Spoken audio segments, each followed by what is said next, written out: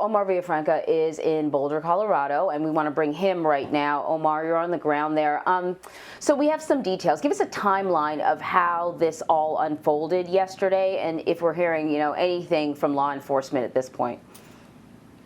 Well, from what we understand, the call started coming in at around 2:30 p.m. local time of shots fired at this King Soopers market that's here right behind me. And this is not a little secluded area. It's a pretty busy area. There's residential, so obviously you can imagine in daytime there's going to be people who are walking around just trying to get groceries right across the street. There's a gas station as well.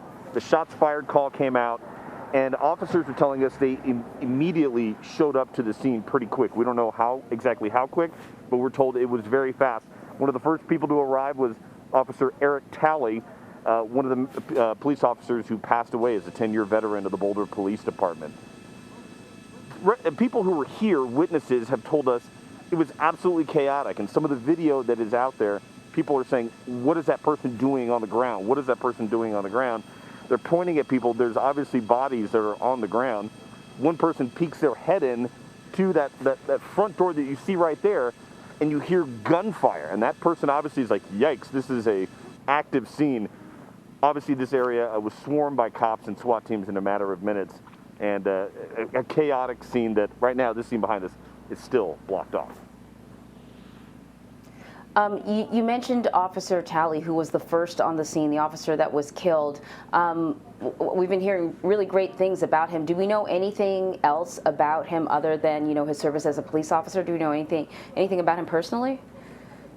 Well, as far as his service as a police officer, he'd been there 10 years. This was almost his second career. He came to be a police officer after working in IT and always wanted to be a police officer. And the part that is absolutely heartbreaking is this is a man who had a wife.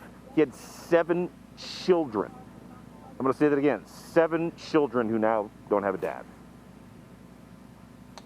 Yeah, I mean, it's bad enough just hearing about the number of victims, but 7 children without a father, a wife that I'm sure, in his 50s, they were probably looking forward to the next sort of 20 years, 30, 40 years together, and that is gone.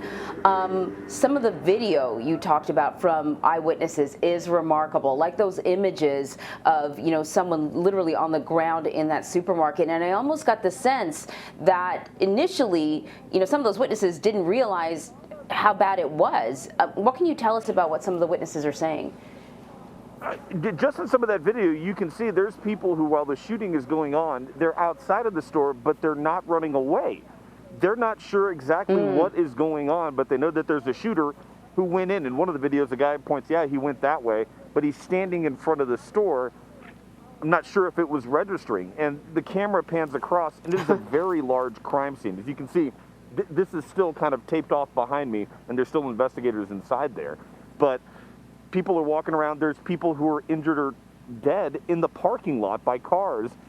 Other cars figure out what's going on, and they're leaving. Absolute chaos.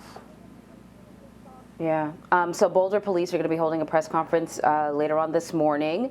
What is ahead for them? What about federal authorities? Are they involved in this investigation?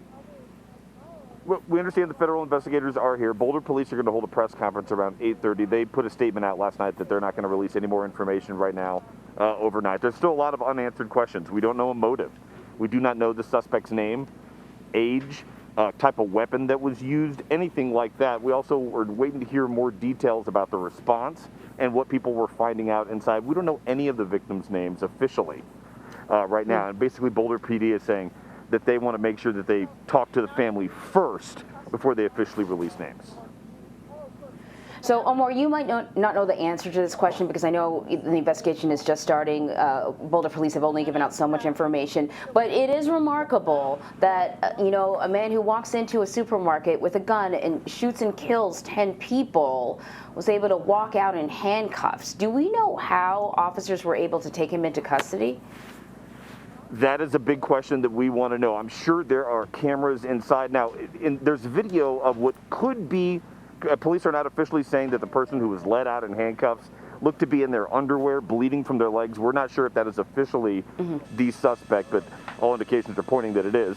But we don't know how that person got injured and what the response was to that person. We did see video of people who were inside the store and who were coming up with their hands up, and officers were leading them slowly out.